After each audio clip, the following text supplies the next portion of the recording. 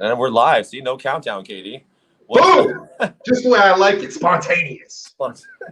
So I like it. Katie would say. He never knows it's coming. What's up, guys? Welcome to another episode of Drinks and Dogs. This is the week of the doubleheader, and I'm happy to be ending this week of the doubleheader with none other than my friend and basically Drinks and Dogs freaking co-host, or at least should be, Katie Matthews. Katie, I will get back to you in a second because, we'll have to do what's going on with you. And we have our special guest, Mr. Bob Owens from Loneduck. How's it going, my friend? Hey, thank you guys for having me. I'm pretty fired up to be here. Awesome, man. So like we usually start with, we kind of just do the intros and we get flowing here. So give our viewers a rundown on what you guys do over there, or who you are and what you guys do. We are a Busch Light drinker. We are a retriever trainer, podcast host at Lone Duck's Gun Dog Chronicles, specializing in entertainment and education for those who want to train their own dog. I built my company 10 years ago, but I'm not a big math guy. And it specifically was the unspoken bond, the relationship we have with our dogs, the memories we make, from picking the puppy and that, the goals that you have for that puppy, and then just building it from there. And then boom, we're in it, hunting season. And you see that duck go down, dog goes and gets it. And you're like, all this hard work paid off. And I coined the term unspoken bond back then, and it's taken off. And I'm a very lucky guy. I'm from Central New York. That's about it. Just a normal guy who trains dogs every day. Aren't we all, Katie? Aren't we all? Wait a minute. I have a tattoo that says unspoken bond. I don't know. It's kind of old. It only took a few minutes before one of us got somewhat naked. So, we're 2 minutes in before that's going on. I think it was a different context, Bob, so you're clear. Perfect. Awesome, Bob. So, Katie, what's been going on with you, man? More of the usual. As you know, I've been running my online program, the Canine Blueprint Coaching, now for this new version of it. We're just coming up on a year. I've decided to close down enrollment. So June 1st, enrollment is done for at least a couple months. And the reason is it's been going awesome. Awesome. Got people from all over the world just signed up. Someone from Kuwait, Dubai, Finland. Like, it's wild. But this is a time for me now to go back in. I've been watching the students. They're killing it. They're doing awesome. And now I want to do some revamping to the program. And what can I change? What can I address to help people be more successful? So I'm like, I'm stopping enrollment. So that means this month, because I announced that I was closing enrollment. Boom. Oh, dude, because I do interviews. I don't let anybody in unless I talk to them for at least an hour first. And now I was up at 4:30 this morning taking calls from Europe of people that waited till now to want to enroll. So long story short, I'm not sleeping much, but everything's going really good. Hey, that's good.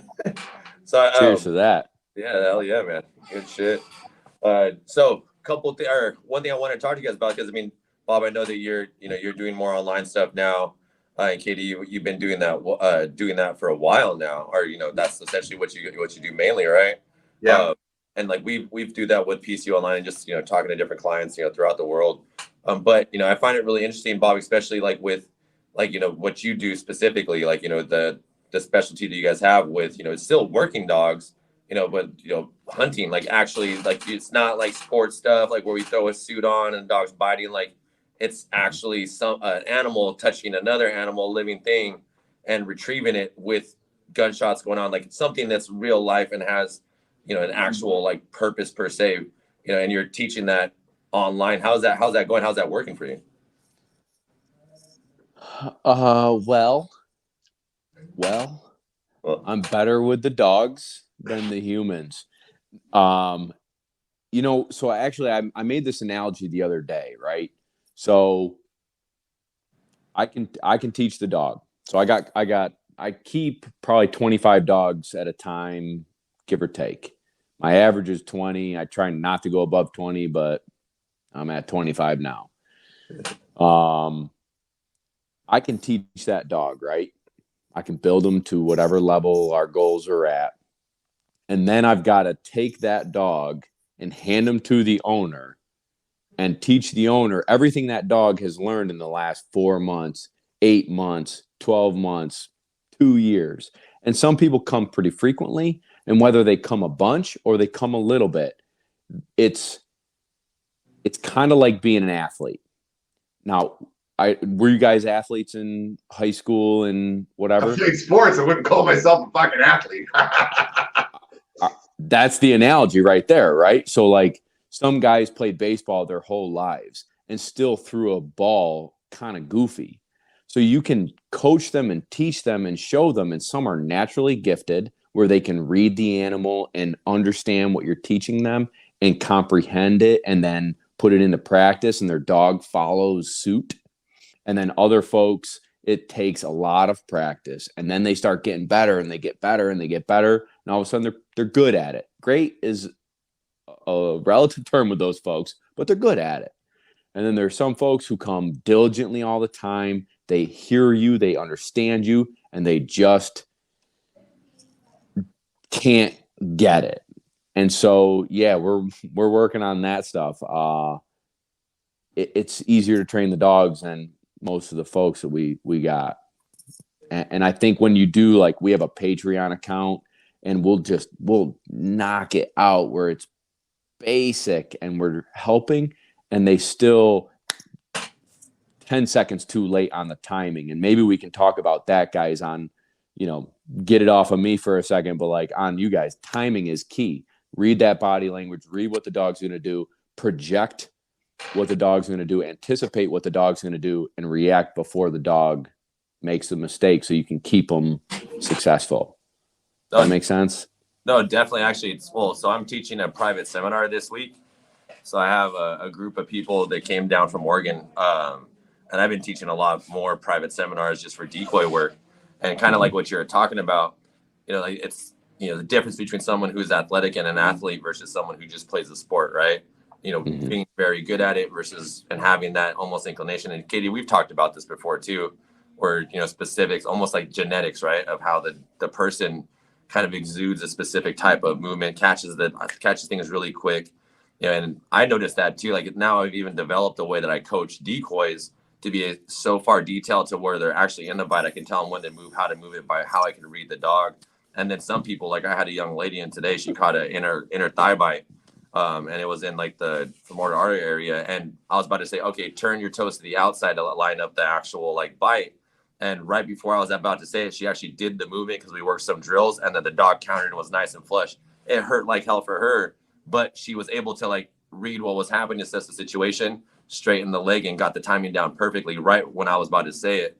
So she, she was catching on quick, and she was able to adjust. And I see that a lot in, just some of the decoys that I get. And I see some of the guys who, not in this group, but like, when I do seminars in LA, or like I'm going to Memphis in a few weeks here, I see like guys who like will bust their ass, hit me up on the daily basis, leave me thousands of text messages hoping that I'll read it, or like and they're very diligent, but they put the work in where they're at the club, but for some reason they just can't get that timing. It's a hair or two off, and that they're putting in work. So I just tell them, just keep doing it, keep getting the reps in with the dogs that you can get in. But it is a lot about timing, and that's on the working dog side, not even talking about, freaking someone's pet that comes in and you're trying to teach them how to use a clicker, because that's how me and Katie started originally talking years back. It was actually Katie had hit up, I think he either did something on my post or you did a Q&A, and I went and I was like, I can't even teach people to verbally say things right at the same time. Or we can't even get people to verbally say things right. How am I going to involve something secondary to it that I can't even get them to praise right or do these things? I'm not going to add another piece to the puzzle to do it. That actually creates confusion. And we talked about that with pet stuff. But if you want like high level stuff or dogs who are going to act proficient within, hunting, or dogs with behavioral issues that you need to correct so they're not a liability, timing on the helper or on the handler in real life is very, very important. Katie, anything to add to that?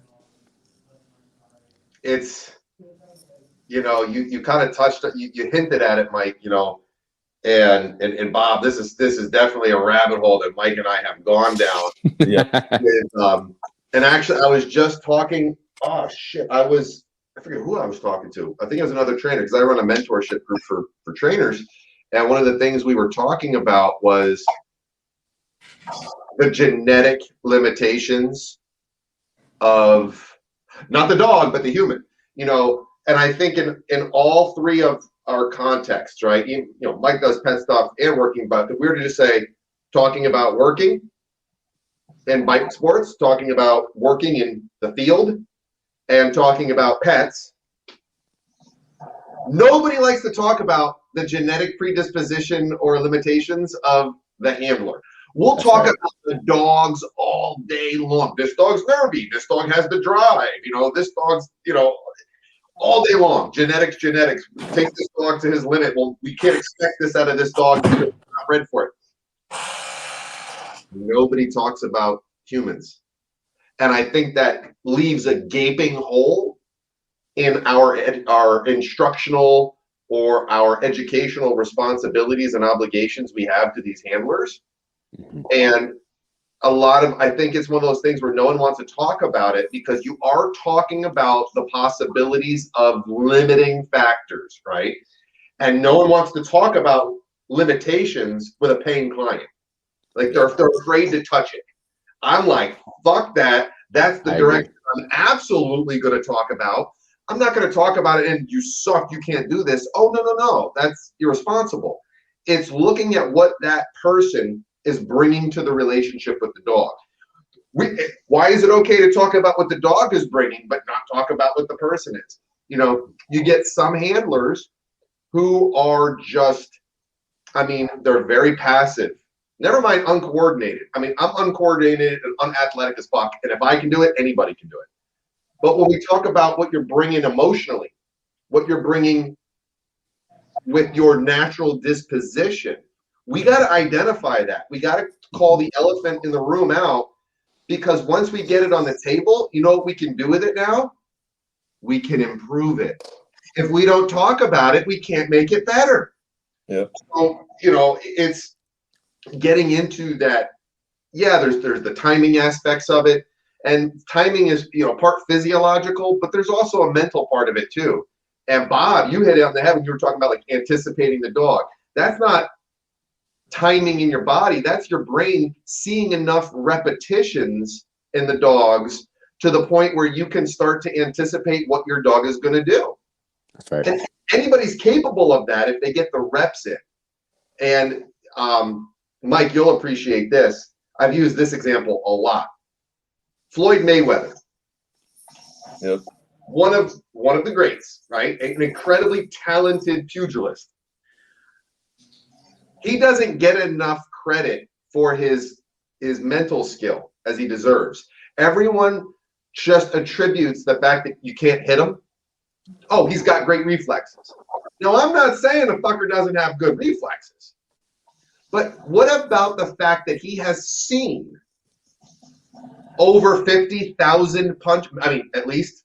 Yeah, at least 50, or more. Yeah, right. 100%. You don't think that is logging in his brain of every single punch that comes at him? He's getting better and better at reading reading everything that goes into throwing a punch. That's not athletic. That's up here. He's seen it. And we have to somehow combine all of that with our clients and these dog owners and help them in any way we can. Katie, can I jump in for a second? Jump on it. All right, cool. So one of the things that I would find interesting from me on my screen, you're over here, so I don't know what everybody else is seeing, but one thing that do you want to just touch tips real quick? Other side. All right. So not for me, it's 9:30, bud. Friday night. One of the things that I've noticed when I've got house dog clients, if not, talking about my retriever guys and gals, but when I would go to people's homes, I would do their obedience. I'd work their dog and I'd be like, man, this dog's quirky as hell. Nervous about stuff, nervous about making mistakes, whatever the case may be, but just finicky. you can see it in the dog. Something's uncomfortable. And then you go and live in their home for an hour. And then the next week you go live in their home for another hour. And you go live in their home for another hour. And you're like, now I see where it's at. Their OCD, their relationship with their spouse is probably not super healthy. Just things are off. And for me, at least personally, I would find that I'd almost be like a psychologist where I'd be like, are you feeling nervous right now? And they're like, I think so. I'm like, no, I can 100% tell you're nervous. You take a deep breath, relax. And then I would start talking to them and I'd be like, what did you do today at work today? Oh, you like to golf. And all of a sudden the dog would relax and they would relax.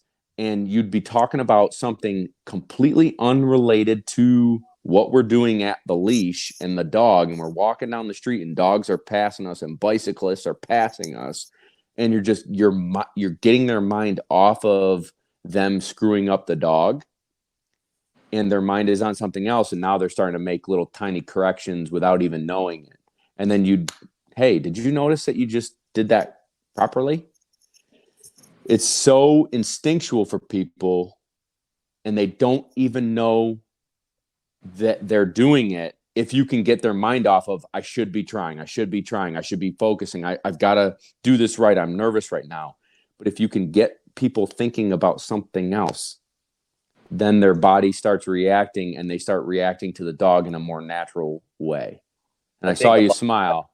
Yeah, a lot of that stuff too. Like, so I teach like all my trainers, like immediately when you come in here to our facility, when someone comes in, like, people are a little bit on edge, emotionally, they're a little bit worried. They're like, what's going to happen?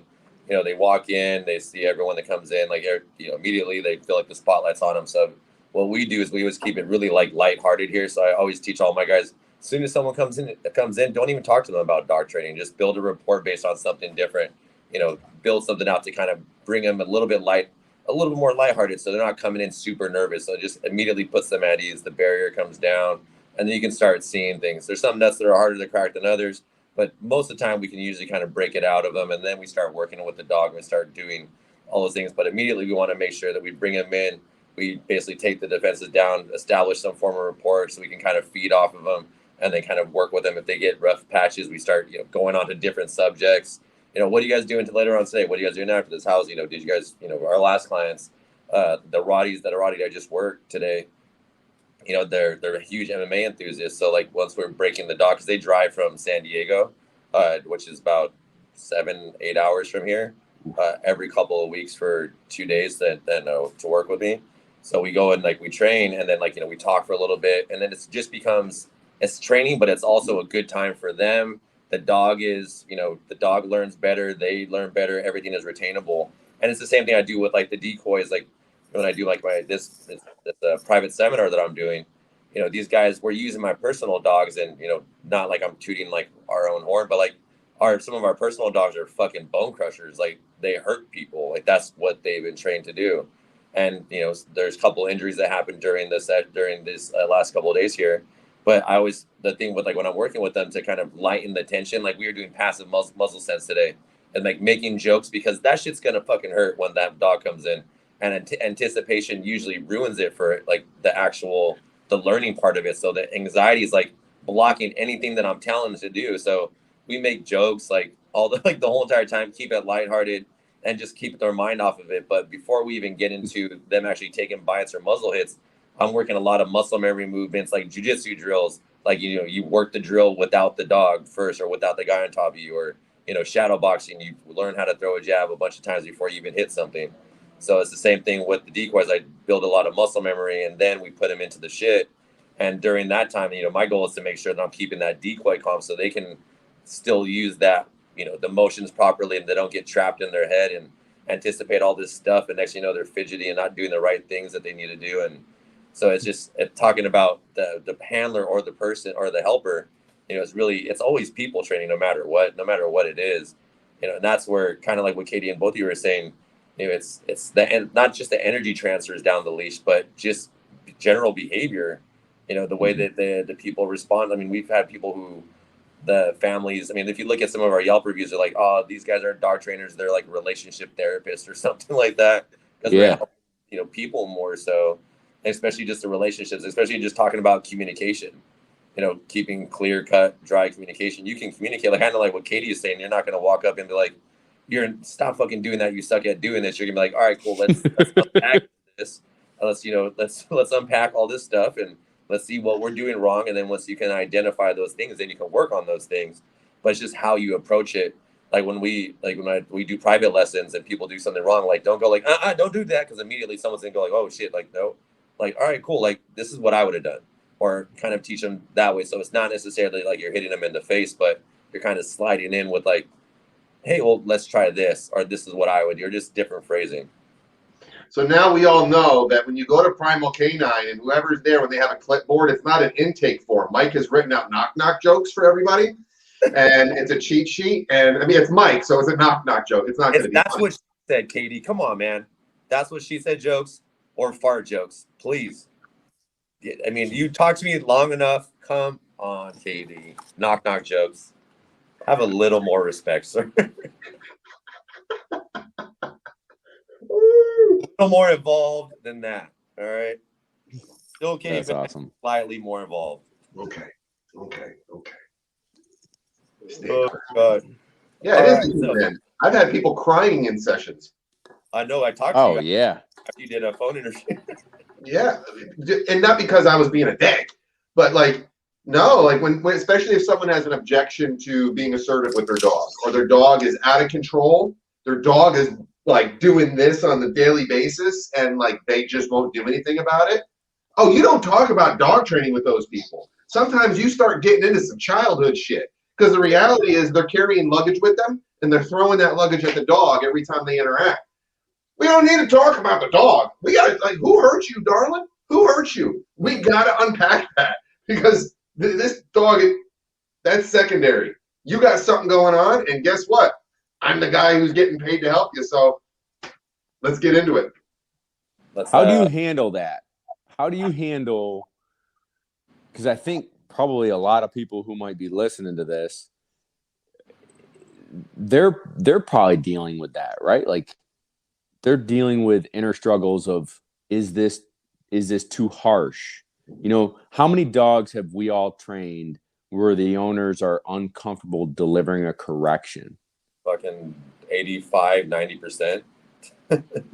And they're, what they think is too hard of a correction is like my base layer. And I'm not hard on dogs. I'm very kind and loving, and I like happy dogs. I want dogs that are happy to work, but I'm not afraid to yoke a dog up when the timing is right, because that's what their mother would do.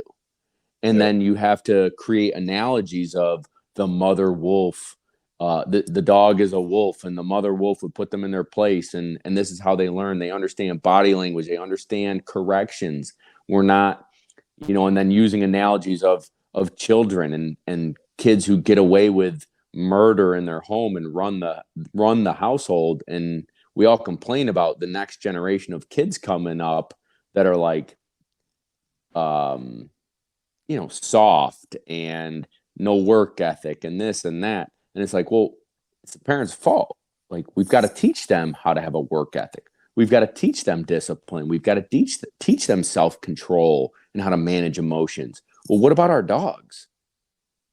Well, now it's the second thing that people are going to weaken. We've already weakened a full generation. Now it's time to weaken a whole other generation of dogs. I mean, that's essentially what's happening. I mean, I was talking to, my fiance Erin the other day. I was like, what happened 30, 40 years ago when people were like, training dogs, working with dogs, doing all this, working with dogs, working with working dogs. I mean, now we have fucking pet insurance. The dog's fucking at the vet every 4 days for fucking normal checkups, all this other stuff. I was like, genetically throughout the years, we've essentially weakened our dogs just in general from all the shit that we've been doing with them. And then now we're looking at behavioral stuff. I remember the first day I stepped on a Schützen field like 17 years ago. And I went from like somewhat positive reinforcement being in the shelters to those guys like freaking yanking cranks with prong collars, like, e-collars on the fucking junk of the dog. I just like shit, they got stuff done with these, genetically inclined German Shepherds. And I remember looking at that stuff like, where the fuck am I at? Like, where's the old lady with the clicker? Like what is going on? Like all Now this we stuff. train him, baby. Yeah, now I'm like, oh, now I was like, working with them and like talking to those guys, like you brought a shed a light to what I was doing, and then now, with especially during, I noticed this. You guys are probably feel the same way, but since 2020, and especially during the pandemic, when people locked themselves in their house and started babying the shit out of their dogs, I've noticed tremendous amount of separation anxiety. Dogs who wouldn't have resource guarding issues having tons of resource guarding issues. People going to positive reinforcement people because they're like, well, I just don't want, I see the dog, I see how sad it looks in its crate. I'm like, because they put the freaking crate right next to their desk when they're on the phone. I see all this other stuff, and like I just don't want. It's just like living in a prison. And then the other trainer just says redirect or throw them a treat when they guard the couch and throw it to the side so they get off. Like all this other stuff. A lot of humanization is like, I just don't want to like put that to my dog. I don't want to be mean to them. Also, I was like, well, who says that you're being mean to the dog? Like who says that's mean? Like that's you right. saying that's mean. You're the one that's putting emotion to your dog's behavioral reaction. Although the dog's not doing that. The dogs in the real life, they'll fight the shit out of each other and then lick each other right after. Like the shit gets dusted off the shoulder fairly quickly in some cases. I was like, but conveying that to people, especially with the sensitivity that's been happening more so, those shit that I've been seeing more, the sensitivity of people and just communicating with dogs, especially with shelter dogs. All of a sudden, like kind of KD, what you referenced, like childhood trauma turns into, now I'm using what happened to me in my childhood to like save this dog and put all the stuff onto this dog. And now the dog's carrying the emotional baggage from whatever happened to, Tom or Steve or Joanne or Karen or whatever, when they were children, or the childhood that they had, or especially like people who don't have kids and all of a sudden, well, that's my baby. This is my baby. Like, no, this is your dog. Like, don't treat it like a baby. One of my favorite questions, and to come back, because Bob had asked the question, like, how, when you were talking about that, like, yeah, how do you deal with that? Like, what goes on? Listen, there's a reason why it's called Socratic Canine. My favorite fucking question, why? And I am the guy who will say why 7 times in a row. I don't want to punish my dog. Okay, cool. Why? Well, I don't want him to feel sad. Okay, you don't want him to feel sad. Why? Well, and if I got to do it for 10 minutes and keep saying why, I mean, we're just peeling the fucking onion, man, right? We're just peeling off the bullshit, all the bullshit. And that's when you get to the end. It reminds me of my dog who got hit by a car when I was 7 because my father came home drunk all the time and he left the door open. Okay, now I can work with that. So just ask why for 10 minutes straight, people. Then you'll unveil some like childhood trauma to any of your friends. Yeah, I'm going to create a course on that. The power of why. It'll be released soon. $97, discount $47 if you buy from the website. If you use the PCO, you receive an additional 10% online and a signed Chuck Norris poster of KD Matthews. Don't get me started on that shit, because those guys on your team, don't. Rubbing into you're in trouble. For an extra $10, you get a mustache ride. Ooh. Hey. $10. Oh my gosh. I'd do it for $10. Screw it. Your mustache doesn't look like mine, sweetheart. That's a good point. Oh, this is gonna be fun. All right. Good point. So let's talk. So we've been talking about people and like, just examining the handler. So Bob, you guys sell dogs, right? To people, like predominantly, right? For like hunting. Sell? Yeah. Did you say? Yeah. Yeah. Sell dogs. So when you're selling a dog to the potential handler, what are you looking for when it comes to that? Man, that's a great question. The first thing I look for is a good home, just a happy home. I have not sold dogs to people who want to just breed. They're buying pedigree and just want to have a breeding program. Not that I got anything against that. I mean, we breed dogs too, but I think their heart isn't in the right place. I look for people who are going to put the dog to work, right? Like I'm giving them a specimen, chiseled out of stone, like bad mofo. And if it's just going to sit on the couch and rot, like A, they're not going to be happy, and B, the dog's not going to be happy. So when someone calls me looking for a dog, a puppy or a adult finished level dog, I want to make sure that they are the type of family that can manage what we've got. And if their family meets my criteria, I'm cool. If their workload meets the criteria, I'm cool. If their workload doesn't meet my criteria, then I might push them to a different puppy, like one that's more chill, one that, can hunt 3-4 times a year and maybe only go out and train a little bit. Like some of my dogs are just like you guys, like they are workhorses. If you ask them to just sit around and do nothing, it's not going to be healthy for any of them. So I really try and get to know the person and their family. What are you at soccer every other Tuesday, and then you're at karate Wednesdays, and you're here and you're there, and the dog's going to be, a bump on a log and get to run in a fenced in backyard? It's probably not the right fit for most of the dogs that I'm selling. But if you're a hunting guy or gal and you enjoy training and pushing yourself and the dog, then, and I feel comfortable with your ethos, then I'm good. And then I encourage them as best I can to come and train with me, come and get a hotel or whatever and stay for a 4-day weekend. And we just grind, teach, so that when I hand the dog over, they've got as much knowledge as I can pack in that amount of time. And I let them run my big dogs, the dogs that you just basically point and shoot, and, they know what they're doing, but they can get the muscle memory. They can get the reps of, stop the whistle. Why just, right, Katie? Why did I stop the whistle? Because the dog was about to get out into left field and be out in, no man's land. Why did I give a correction there? Well, the dog didn't do what you told him to twice. Now I'm going to give a correction. Do you guys use attrition? You guys talk about attrition? No, I don't use that in any context. No. Do you know what attrition is? Playing. Like war of attrition, like until it's all over with, like whoever's got the most remaining. Yeah. Do it over and over and over again until you don't screw it up. So you can, in our world,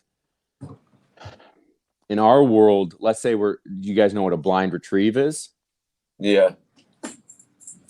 Explain it. All right. So when we're training duck dogs, they go out waterfowl hunting. We're shooting ducks. I shoot a duck. The dog sees it. Katie shoots a duck. The dog's looking at my duck, and he doesn't see this duck over here. Okay. So I send my dog for the one he saw. He goes and gets it. That's called a mark. So he goes and sees it. He goes and gets it. He uses his eyes, his nose, all his God-given talent to go and get the bird he saw. Now I need to flip the switch and say, you have no idea where you're going. Come over here, buddy. Good, right there. Back. And I run a blind retrieve. So he has no idea where he's going, and he's got to turn all of instinct off and go where I tell him to go. I blow a whistle. I cast him where I want him to go. I stop him on the whistle. I cast him where I want him to go. I stop him on the whistle. I cast him where I want him to go. So with attrition, if they're making mistakes, like he's going out and he wants to go this way, and I need him to go this way, right? So I stop him. I cast him this way, but he just keeps going over here. No, here. I call him towards me, and I break his momentum from going the direction he wants to go, and I call him to the place where he made the mistake, stop him, cast him again. He makes the same mistake. No, here. To the place he makes mistake. Go back to the place I want you to go. No, here.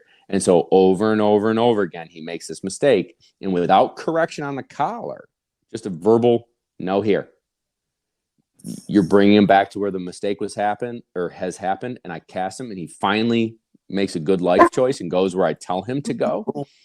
Now I've taught that you're breaking it down without collar stimulation, which I'm still a fan of and will use, and you can use that during attrition, but it's less pressure, it's less stress, if you will. So you're bringing back to the place you made a mistake and go back.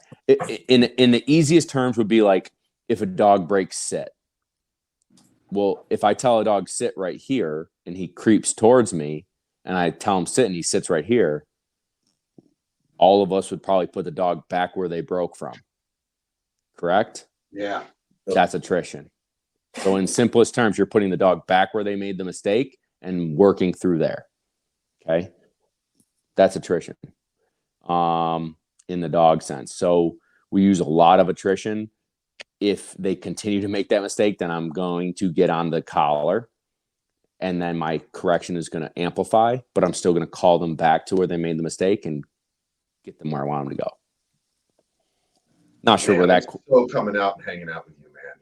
Oh man. Oh yeah. I gotta. This is. It's like the dog nerd in me. Like screw being a dog trainer. Screw all of that. Like I want to be the kid because my first dog was a lab. Like I want to be that 14-year-old again and just go out and spend a week with my mouth shut and just fucking watch you. Be fun, man. Well, we'll make it happen. When you coming north? Probably I'm thinking July, either end of June or July. Still waiting for last year was the first year I didn't go back up in a while because everything just got fucking wonky in the communist state of New York. I wasn't dealing with going back to Cuomo and all that. So, oh shit, I said the C word. Mike might his internet might get cut off because he's in California and that's like prohibited for saying that out loud. You're getting a little fuzzy, Mike. Cuomo? You said Cuomo? Well, Tommy first. And Yeah. Mike's like, oh, Katie, shut up. You're going to get our feed cut off. You know, we're watching. First started doing Drinks and Dogs, every single time we started talking about like California and all like the fucking crazy laws, and for some reason my phone would just shut down like midstream as we've been talking, so it automatically just shut it down completely.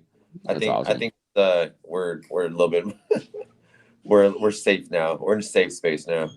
Mike, Bob, can I ask you more lab questions? Yeah, go for it. So, field and bench. Mm-hmm. Are there bench dogs that you can go out and hunt with, like the bigger block? I mean, they're not going to be world beaters. They're not going to be, I mean, you're not winning any nationals with them or anything. But, like, is there a happy medium where you can get that body style, that little bit lower key, but you can still maybe be a weekend warrior and once a month go out and do some hunting? You're not interested in winning anything. Is there a balance there, or do you got to get into the field dogs period? Yeah, so maybe for the folks who don't know what you're saying, I'll break it down real quick. So bench, he means show dogs.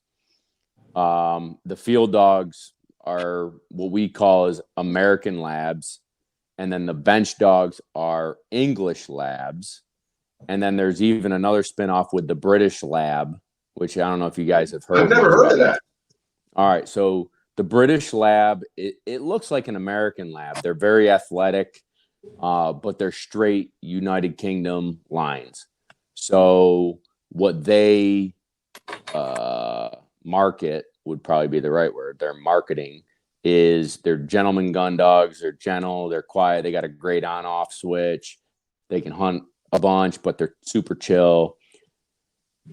Whatever. I've trained a bunch of them. They're good dogs. There's nothing different. They're a Labrador Retriever. But British labs their lineage is straight UK. Then American labs are bred for the field. They're the dogs that can run fast, jump high, just athletes. And then you've got the show dogs who have been bred to meet the looks. Okay, so they are trying to meet a standard in the encyclopedia of show dogs of a head looks like this, a tail looks like this, the coat looks like this, they stand like this. Everything is mint. And so what they've been breeding is look and not performance. And then you could argue that the American style labs, the field bred labs, have been only bred for performance, and therefore we've lost some of the original look. And I don't know if this parlays a little bit into Mike's world, but It does. I'm sure it does. But you're getting these dogs when you're talking about bench dogs. Can they make a good hunting dog? Sure. But I've trained some of them that don't even like to swim. And you're borrowing, and stealing to get them to get in the water. Parents and grandparents and great-grandparents haven't been asked to swim, haven't been asked to pick up a duck. All they've been asked to do is to look pretty. And so they're just breeding really good looks, and that's their focus. And therefore, a lot of the instincts, desire, drive, intelligence, biddability, when I've got my hands on them, a lot of them are more stubborn. Some of them you gotta put a lot more pressure on to get them to do what you want them to do, because they're so strict in what they want. Some of them are soft, so they're super stubborn and soft. Ooh, So it's like, that's a bad combo. it's a motherfucker. So if they're super stubborn and they're super soft, now what? Would we train them to go and get a duck? That technically doesn't really work. So there's a happy medium, and I have trained some that were really, really great. And I've trained some that I just can't stand, because you're just constantly fighting them to do what my 5-month-old puppy does in an instant. So when you're looking at pedigree, if you're someone watching the show and you want a Labrador Retriever, pedigree is key. And I think we could all maybe talk about this if we want to. It doesn't matter, but that actually brings up a good something I wanted to ask you about. It's like we talked about lineage and genetics and all these other things. So in your guys's field, and in like your guys's world, when it comes to genetics, are there, because it's in the Mals and Dutchies that we work with, the typical names are like Peggy, Duco, Django, all these big like bloodlines from Somers and like Hans, and every those are like the more marketed ones, right? Especially to Americans. I mean, we just imported this other dog from Amsterdam. He's like a PH2 in KPV, which is a fairly high level title, right? So it's lineage, certifications, all the stuff that he has. So he has all these things. Do you guys have those? And I'm assuming you do, but what would be some of the big names that you guys, are big bloodlines that are sought after in those, for an actual working lab? yeah. So we have our titles. So you've got field champion, amateur field champion. So those are field trials. So in the field trial game, there's 60 dogs, 1 wins. Somebody gets second. And as our famous Ricky Bobby says, if you ain't first, you're last. So field trial champions, FC, is the best that weekend. Plus they've accumulated some points from winning, and maybe getting third place, you get 4 points. I forget what the point system is, but you've got to accumulate X amount of points from competing at the high level, and you have to have a win. So that's your FC. Amateur field champion means that an amateur ran that dog and passed and had enough points. So those are your dogs who on a high level can compete and win, not meet a standard and pass. They won. So out of all those dogs, they're the best. And then you got national field champions. So in 2021, there's going to be 1 dog that wins. Right? So our whole country, Alaska to Florida to San Diego to Maine, 1 national field champion. Wow. And so those dogs are ultra special, right? Now, the argument would be do they throw themselves? So are they passing on the traits that they have to their puppies? That's a whole nother argument. But, if you're looking for a standard issue, really good hunting dog, you're looking at FC and AFC parents and grandparents. You're looking at my world is hunt tests. So we run weekend hunt tests where they're judged at a standard. If they meet this standard or exceed it, they pass. If they fall below that standard, you fail. And you have to pass X amount of tests to get your title. And our high level is Master Hunter. And then at the end of the year, you run the Master National. So roughly 1,200 dogs a year go to the Master National. And out of that, there's about a 25-30% pass rate. And those dogs earn, I could show it to you. I got 2 of them. Here, let me get my phone. I'm pretty proud of this son of a bitch. It's just a plate I've never eaten off of. Here we go, boys. This is called a Master National plate. And I'm super, super proud of that stupid plate because my dog did it. Out of 1,200 dogs, 300 and something passed. And well, now I can't get into my thingy, but you hit a standard, you meet the standard, you exceed the standard, you pass. And when you're looking at those pedigrees and what those dogs can accomplish, and again, you can't have a dummy that passes. You can't have a stubborn dog that passes. You can't have a dog that doesn't mark the birds or can't run a blind. They just don't pass. If they're self-employed, they don't pass.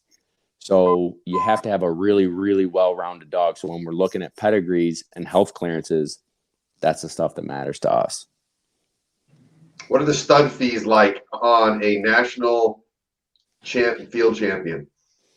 Not as bad as you would think. At least I don't think it's that bad. $2,000, $2,500. That's not what I was thinking. Pretty cheap. Yeah, not too bad. And I don't know why, truthfully. I mean, some of the best, the more niche breeds, golden retrievers, Chesapeake Bay retrievers, they get more, but they're getting bred less.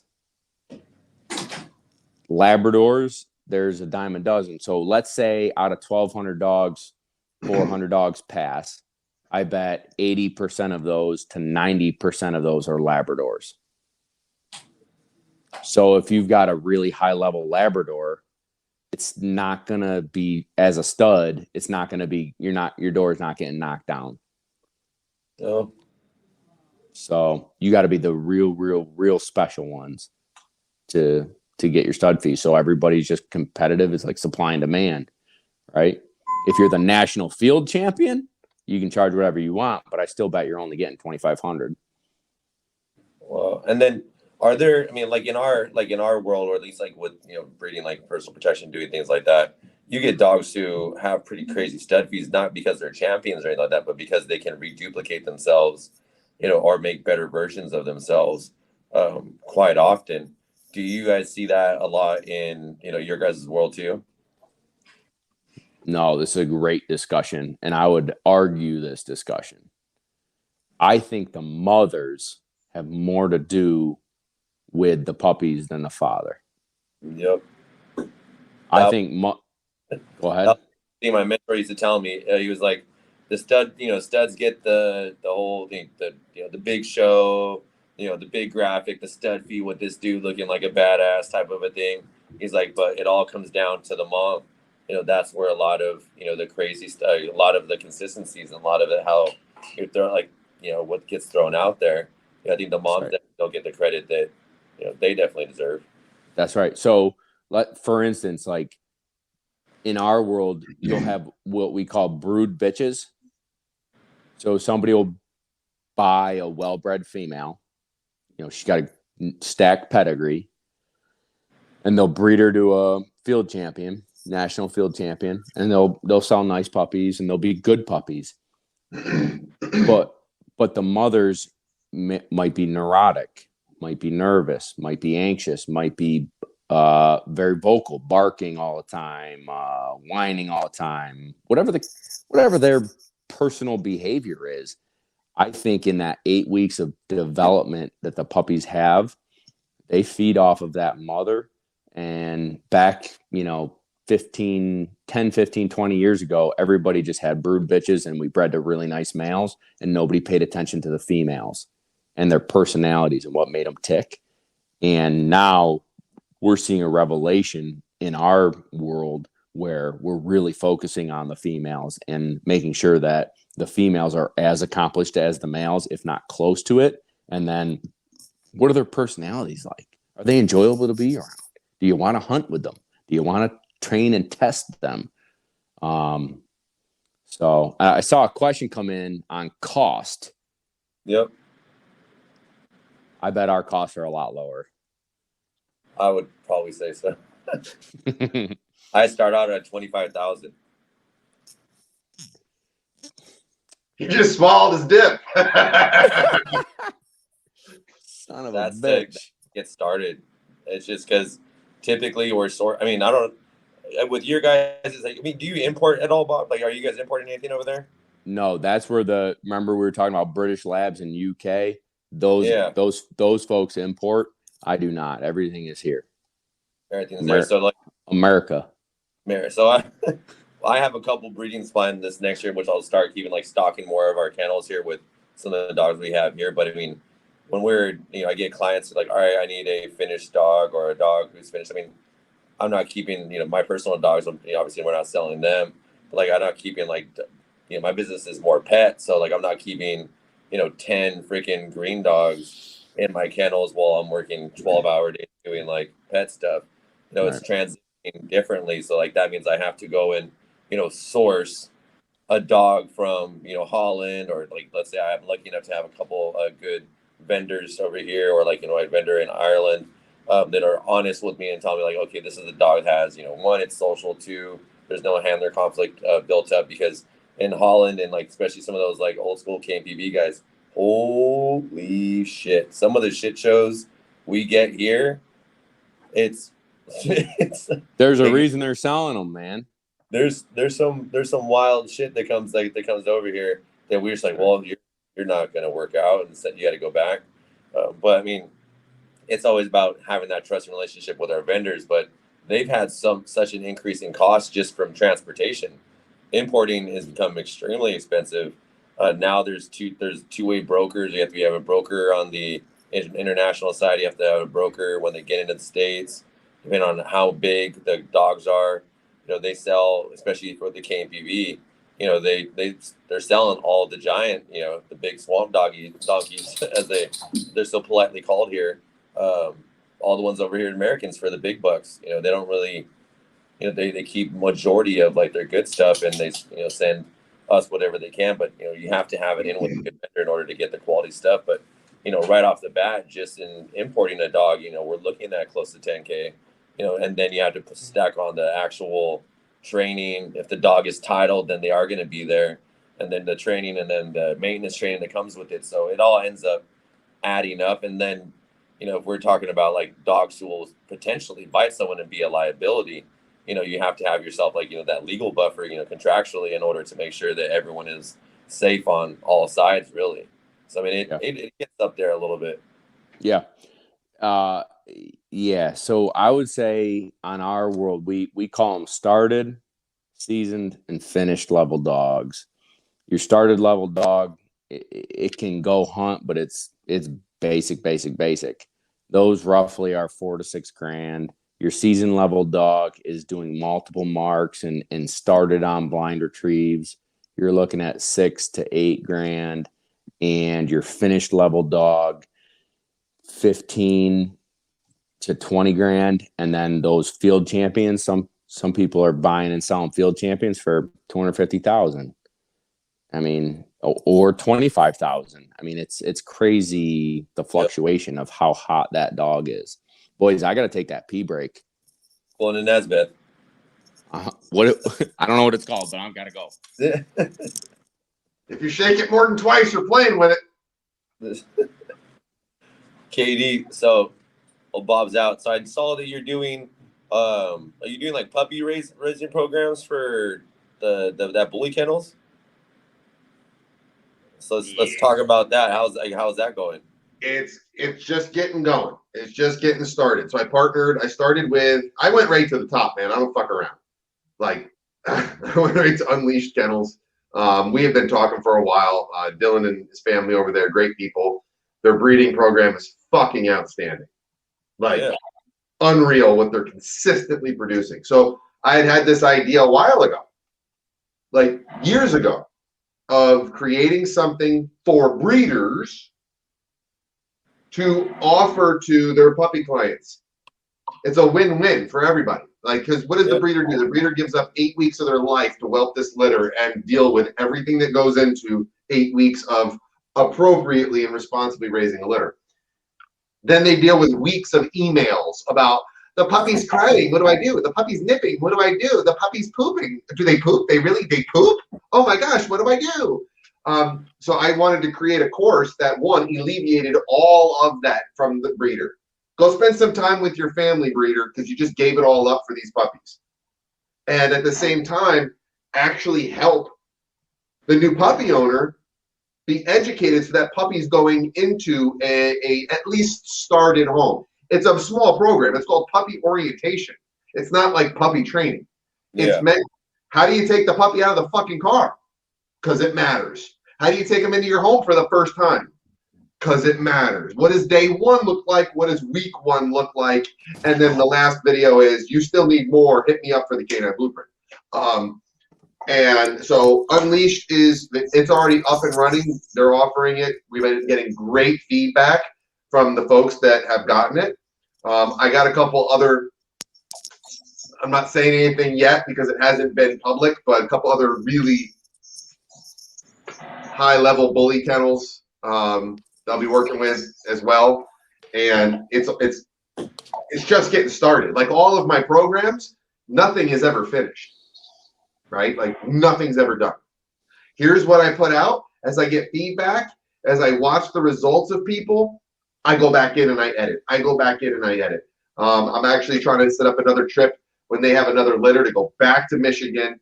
I want to spend like a couple weeks there and just film with their active litters and create more and more content right there with them, specifically for their puppy clients. I am offering it to anyone who's interested. Any breeder can contact me. It doesn't mean I'm going to work with you. Same thing with my pet clients. Like, I might say no. If we're not a good fit, we're not a good fit. I'm only going to work with breeders who really care about what they're offering and they're personally invested in the concept. Awesome. Bob, while you're out taking the Nesbeth, the pee break, we were talking about Katie's latest venture with, what's the name of the kennel again, Katie? Unleashed Kennels. Unleashed Kennels. I mean, from the pictures I saw of those dogs, they beautiful freaking bullies, man. When you're there in person, it puts the pictures to shame. Dang, that's awesome. And here's the kicker. And I have to say this about them because, like, I went there with no expectations on temperament, right? Because they don't talk about, like, they tell you what they produce. You see the physical specimens that they are. I went there with open mind, like, oh, they're American bullies on the pit bull side, definitely more pit bull than, mastiff influence. Like, we'll see what the temperament is. I mean, there's the pictures of me on social media with like the dogs all over me, super stable. I was like, dog after dog was just completely neutral, stable, cool, chill. Yeah, I saw a couple who I had respect for. There were a couple who I just wouldn't walk in and get in their space. I could tell that they'd be like, but there was nothing sketchy. There wasn't a sketchy fucking dog there. I was working with a whole litter of puppies. I couldn't find a shitter out of a 10 puppy litter. Like, he's on to something up there. He's absolutely on to something. That's awesome. Definitely need more responsible breeders like that. Especially in that type of breed. Yep, heck yeah, exactly, especially with that type of breed. Do they do, it's mostly pet quality, right? I mean, he's got a couple out there now. There's that one dog, Memphis Wayne, who was sold as pet, like Harry, someone who's an enthusiast in the breed, likes good, healthy dogs. And that guy, I mean, he's out there with PSA with that dog.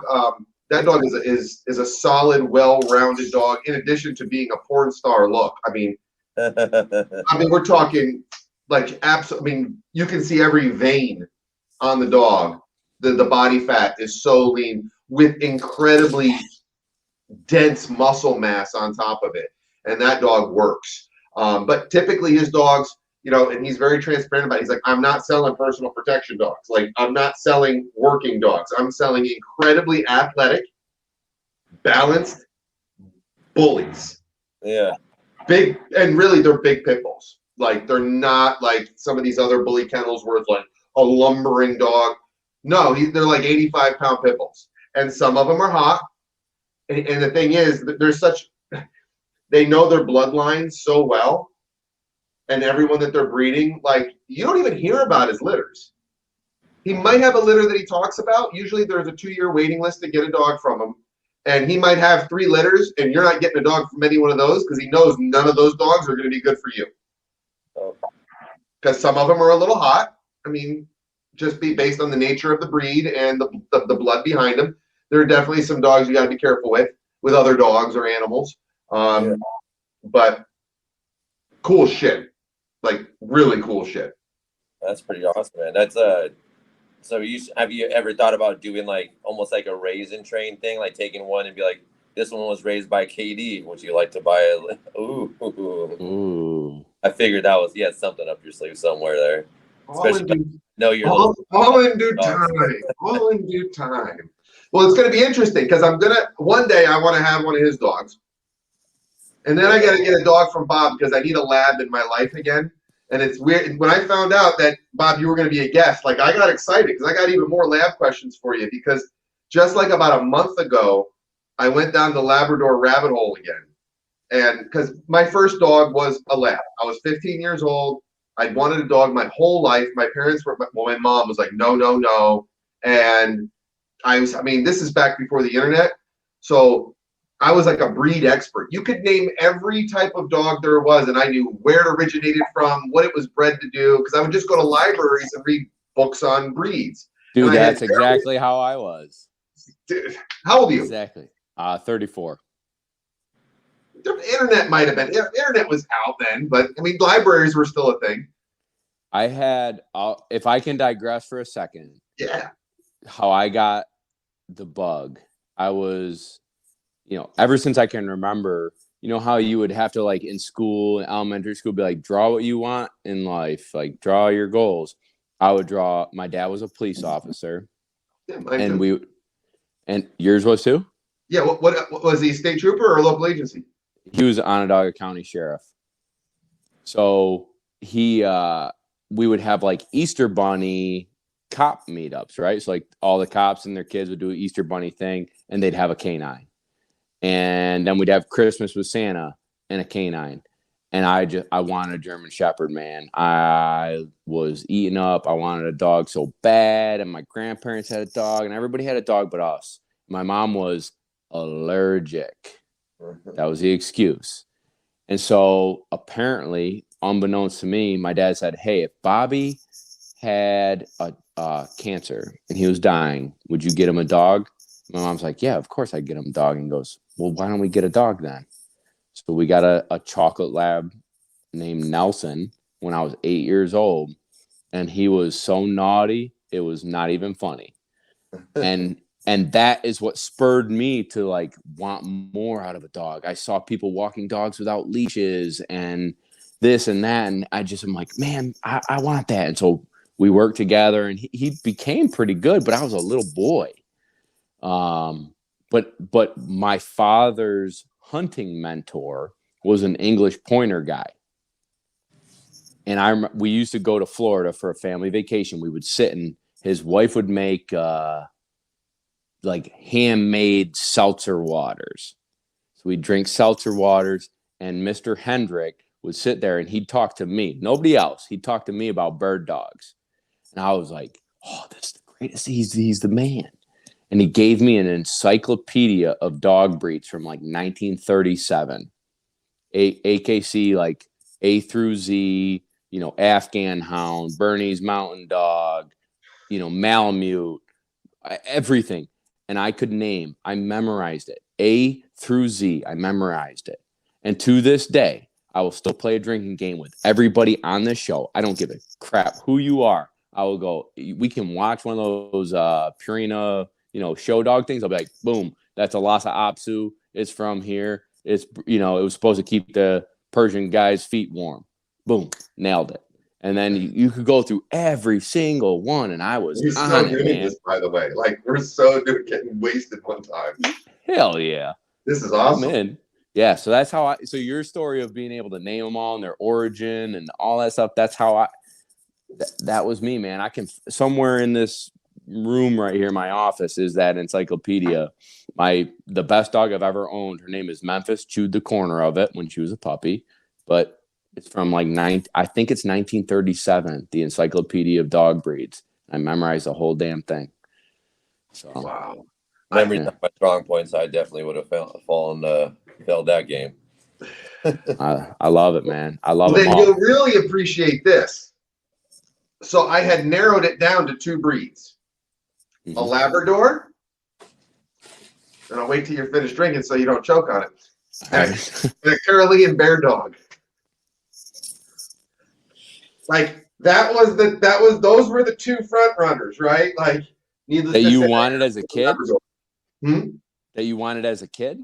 Yep, when I was 14 years old, getting ready to get my first dog and just like learning everything, I just thought like those were the 2 coolest dogs. You couldn't get any farther from fucking. I mean, there's no 2 dogs. They couldn't be more opposite than that. All right, so mine was a Labrador and a Dog de Bordeaux, the French Mastiff. Those were the 2 I wanted.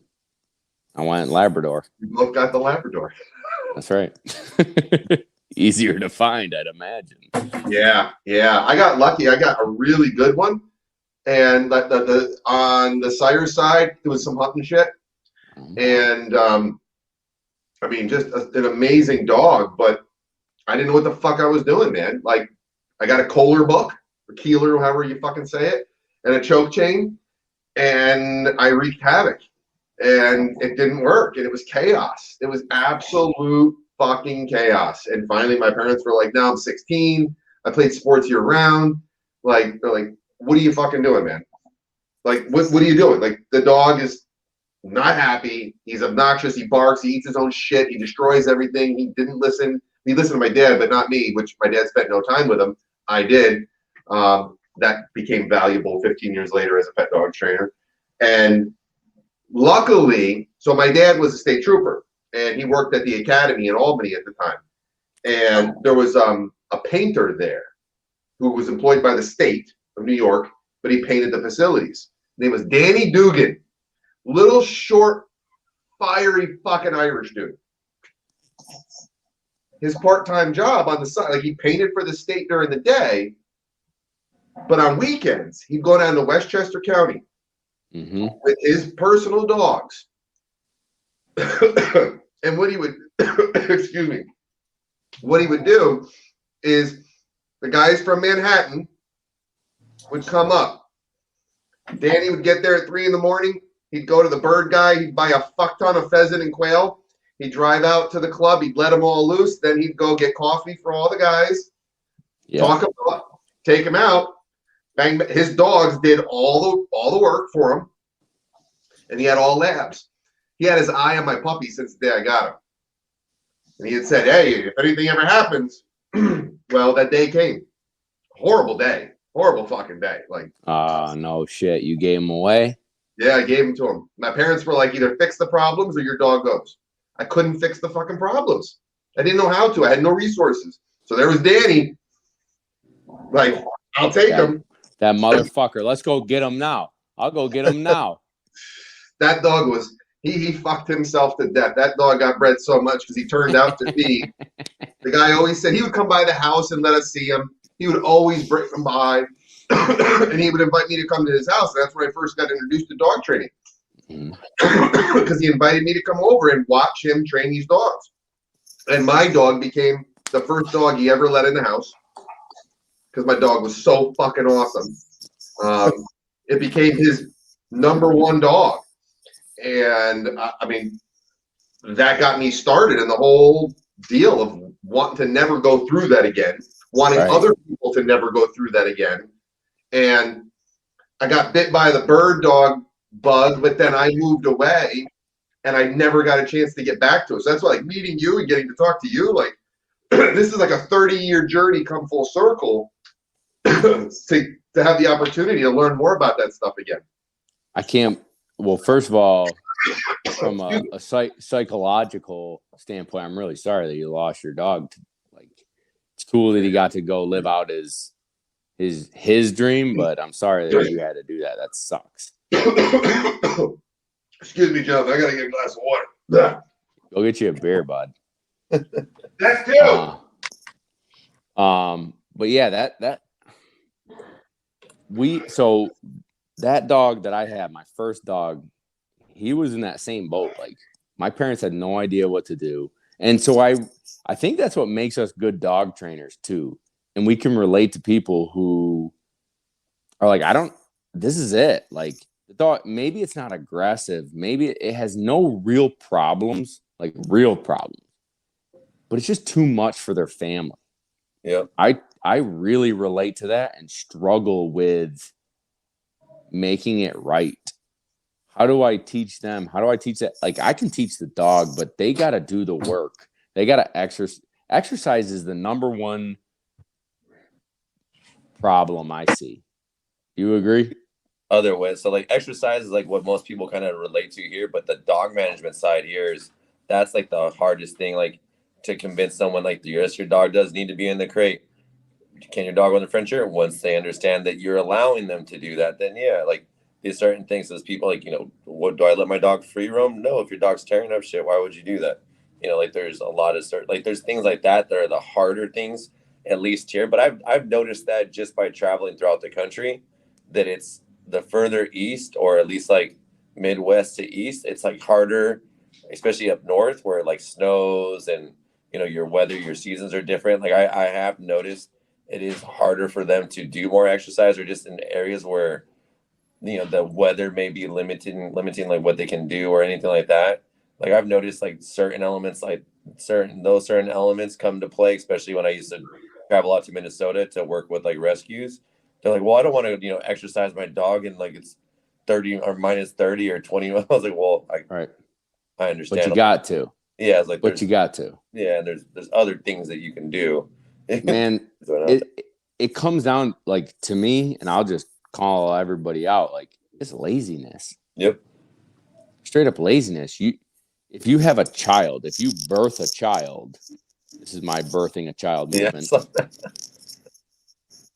You have to raise that child to be a good upstanding citizen. They got to be good in school. You got to instill morals and teach them how to be a human. Yep. Why is the dog any different? You have to exercise them. You have to teach them. You have to hold them to a standard. And I think folks just think that they're their babies, and that a 5-minute jaunt in the fenced in backyard that's 50 by 50 by 50 is enough. Like, oh, I got a fenced in backyard. Well, let's get a dog.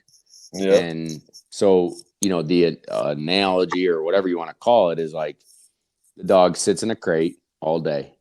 You get home from work, it's in a house that's just a bigger crate. And then the fenced in backyard is just a bigger crate. And you bought, what's that? It's the outdoor crate.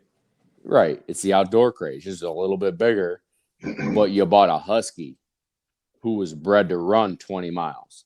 Or you bought a Labrador retriever out of my pedigree who's been born to, my dogs are running 200, 300, 400 yard marks and blinds multiple times a day, then running with a 4-wheeler and swimming and doing all these things.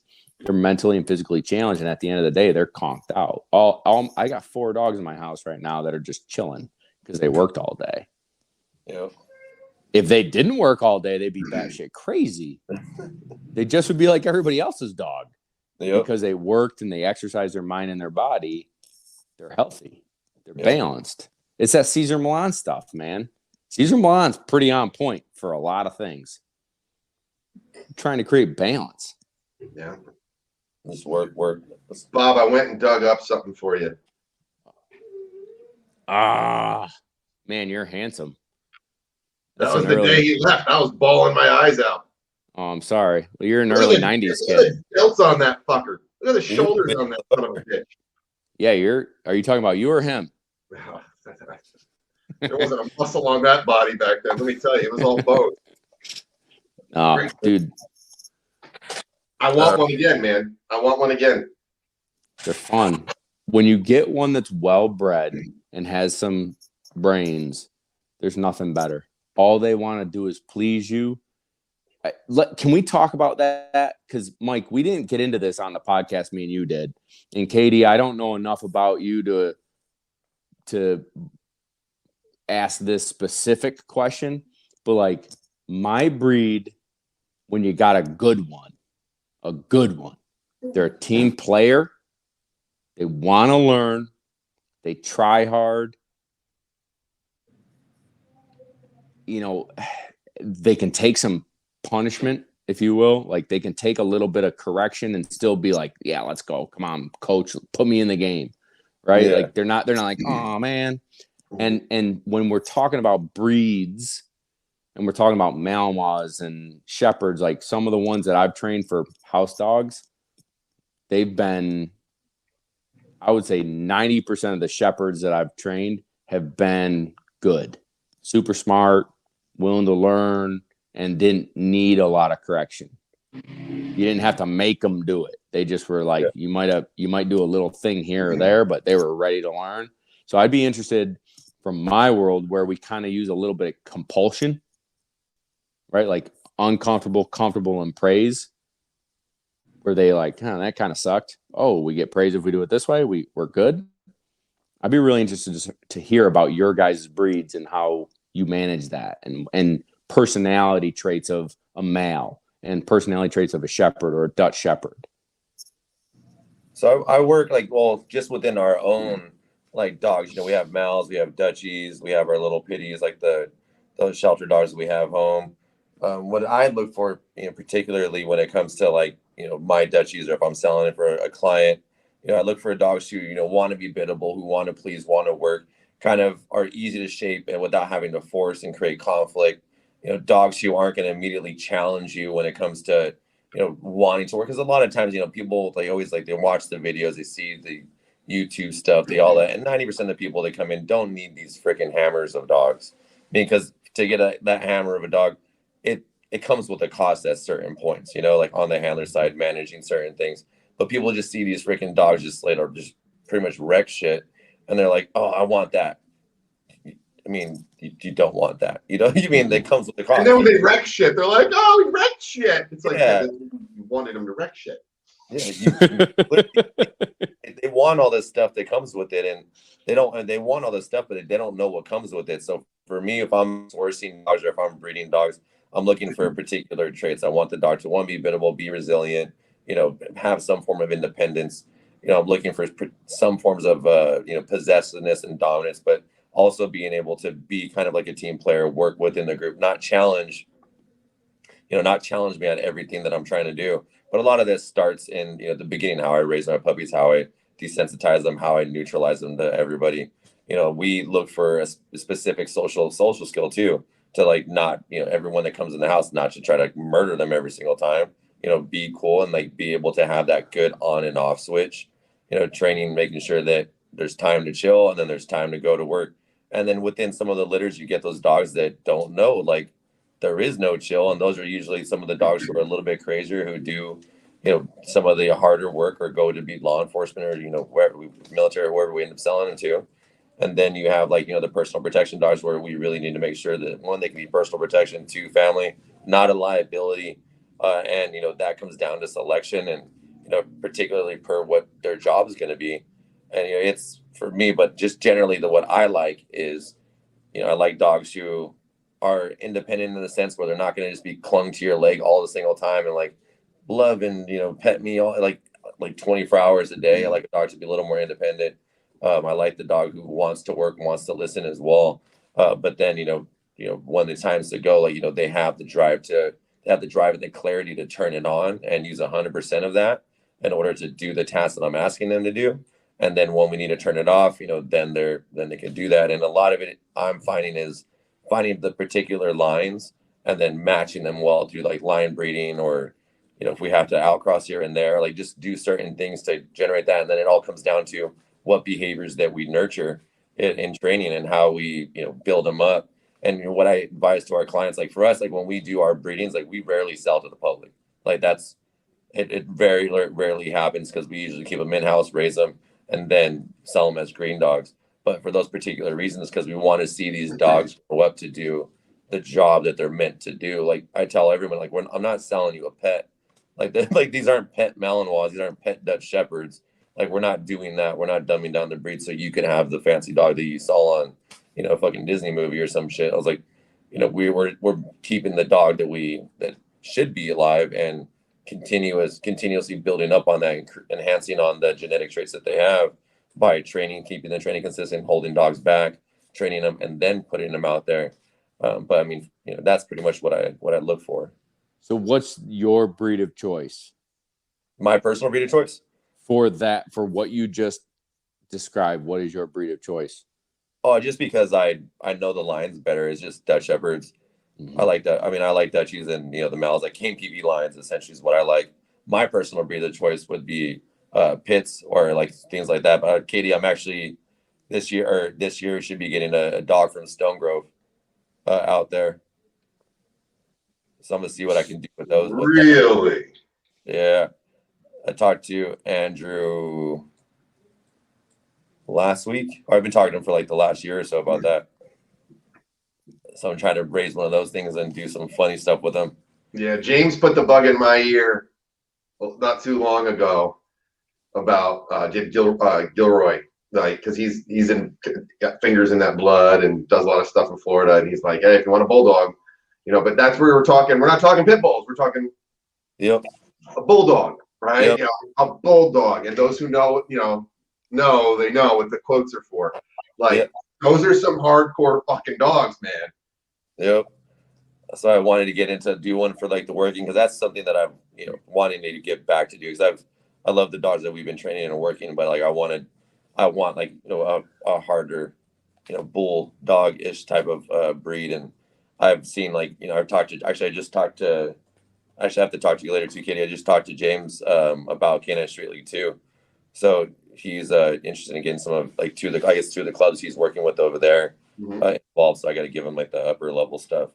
But yeah, I mean, like that's a dog that me personally, that's a dog I'm looking forward to, raising and learning with. I mean, because I've, been for the last few years at least, I've been just strictly essentially working with, the Dutchies and the males when it comes to the protection side of it. Although, like, the other side of my business, the stuff that we don't really talk about all the time is the pet stuff, and that stuff's all types of freaking dogs. Like, you name it, we train it. There just as we've been talking on this phone, there's been Shibas and pits and stuff walking through the other door training and working with some of my trainers. All right, Katie, can I ask you the same question? What is your breed of choice? I'll tell you this. I'll give you the same shit answer I give everybody on Instagram when they ask me that. Choice for what? I'm real finicky in terms of like what I would do with a dog, right? So, and I'm one of those people where I got wicked ADD. My mind is in a million places. So for me, it's never going to be one dog. Like I want a lab again because I want to, as I get older, get back into hunting and really learn about it and get outside. So for me, like a Labrador is going to get me outside where I'm happiest, like really happy. And that would be great for that. But I love bull breeds. I just got a thing for like, and not even bull breeds, but like a good American Pit Bull Terrier, a good bulldog. Like there's something about those dogs that I just love. But they have their, you were talking about personality traits, and that's kind of where our conversation was about 10 minutes ago when you were talking about the dog that wants to please you, the dog that wants to work and wants to learn, can take a little bit of pressure.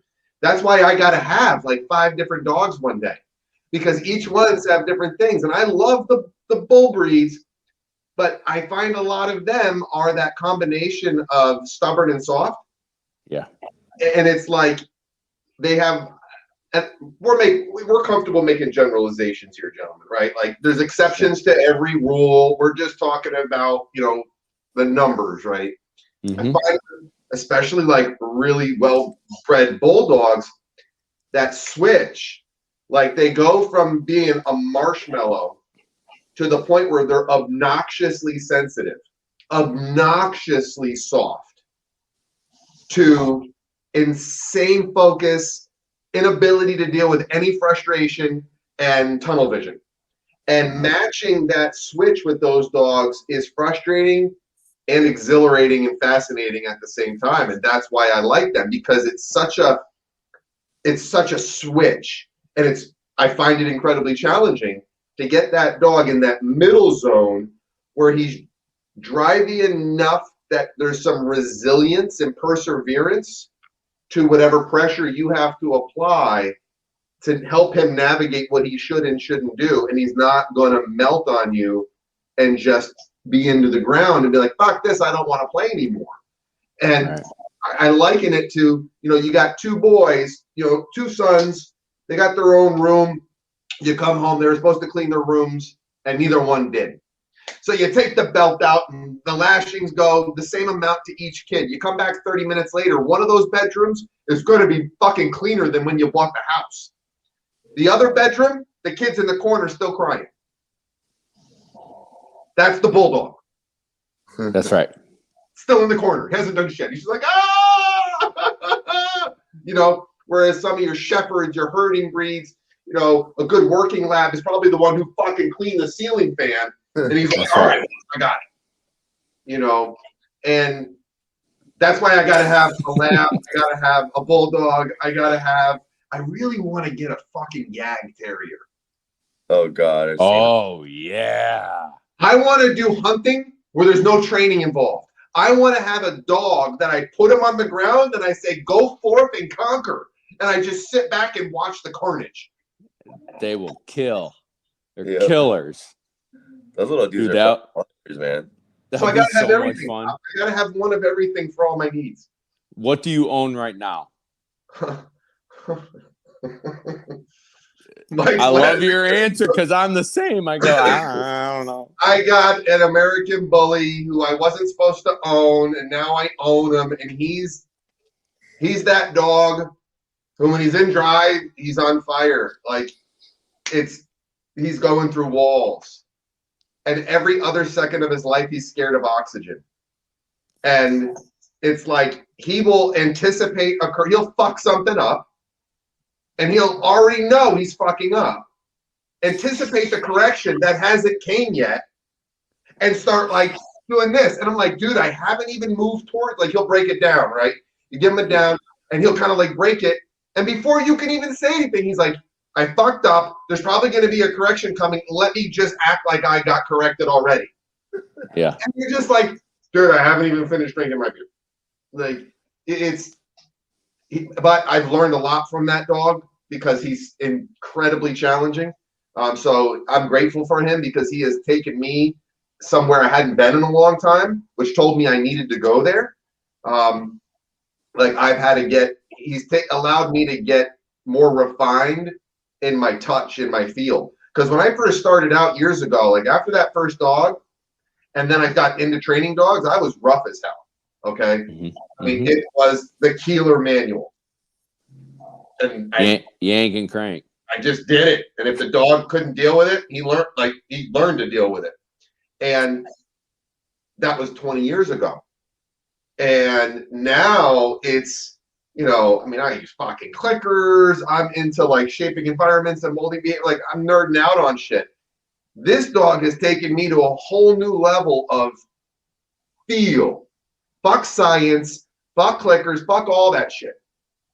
Feel. Looking at a dog who like I don't ever put a fucking pinch collar on that dog. I correct him on a 2-inch flat, like one of those big fucking things that you can't barely correct the dog on. Oh no. A flick of the wrist on that 2-inch flat collar is all I need. And I have to be careful to feather that shit because he'll melt. He'll melt right into the ground.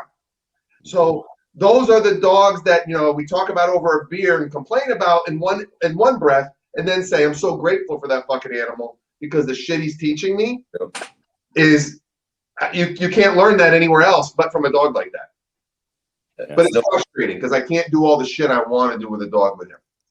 Yeah. Well, shoot, guys, I'm getting from the team guys. We're going to wrap this up. KD, what do you have coming up? Where can people find you? And what do people need to know? They need to know KD Matthews, one team. My name is everywhere. Hit me on Instagram. It's my home. I got all kinds of fucking cool shit on there for you. And like I said, Canine Blueprint enrollment's closing June 1st. You can get it on Instagram. Get with me. We can talk about it. And other than that, I'm just looking forward to K9 Street League. Yeah, we got to have In another. Syracuse, because I'm going to see Bob. Hell yeah. What you got going on? Same thing. What you got going on? Where can people find you? Man, if people enjoyed this, they can check me out on Instagram. It's at Lone Duck and not at Lone Duck like the bank. It's LONEDUCK, Lone Duck on Instagram. If you're into waterfowl hunting, duck dogs, it's Lone Duck's Gun Dog Chronicles podcast. You can tune in anywhere. I was on there. He was on there, and that was a highly credited episode, my friend. I will be honest with you. So we gotta get another one ready in the pipeline. But that's where I'm mainly. Don't call me, don't text me, just at Lone Duck. That's where I'm at. All right. Awesome, gentlemen. Well, I appreciate you guys both for staying up a little late and doing this drinks and dogs with us. Cheers. I only got the water here, so thank you guys. Appreciate it. You guys have a great evening. Thank you, everyone who tuned into this. I believe we're at 12:58. So thanks again, everybody. And we'll be doing another episode here soon. Thanks, guys. Thanks for having me. I appreciate you. No problem. Thank you. Thank you, guys.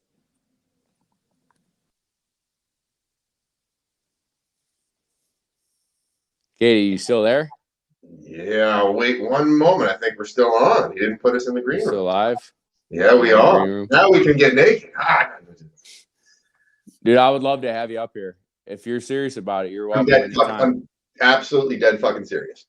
Yeah, that'd be really cool. I'd love the big thing for me is I'm having a hard time like pulling from your guys' world.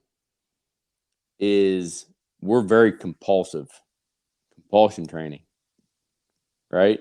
So I want to learn more from the guys who get dogs to do things. I mean, we're also very instinctual, building that retrieve drive and stuff.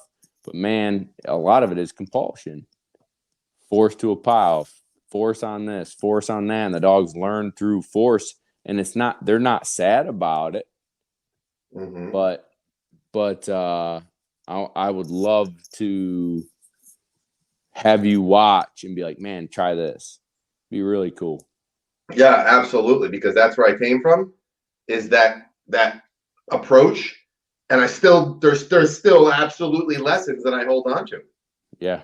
And so it'd probably be a little sprinkling of, hey, what if this? But at the same time, I'm going to be with my mouth shut a lot, like learning, because there's going to be things I'm seeing in that balance. That'll be awesome. And, and these are the topics that, when those type of conversations can happen, and I don't even care if I think we're still live, and that's fucking okay, because Mike can go do whatever, and they'll cut us off when they cut us off, because people can benefit from this. One time, I know you've heard the phrase, the only thing two dog trainers can agree on is that the third is wrong. Correct. So one time I said that in front of my mentor. And he's sitting there. He's like, yeah, that's the stupidest fucking shit I've ever heard. And I'm like, oh, fuck, here it comes. Like, all right, man. Like, what do you mean? He's like, would you get a bunch of trainers in a room who understand the principles of behavior? Like the principles? There's no arguing. They just exchange the application. They just exchange the methods that they use to apply those principles. There's no fucking arguing or disagreeing.